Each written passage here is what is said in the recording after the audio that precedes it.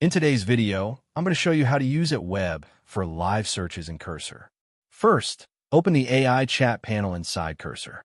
This is where you can ask questions directly to the AI. Now, instead of relying only on your codebase or documentation, type at web followed by your query. For example, at web latest React best practices or at web how to fix this npm error. Cursor will perform a live web search and pull in up-to-date information from the internet, then use it to generate an answer. This is especially useful when working with recent issues, new library updates, or error messages that change frequently.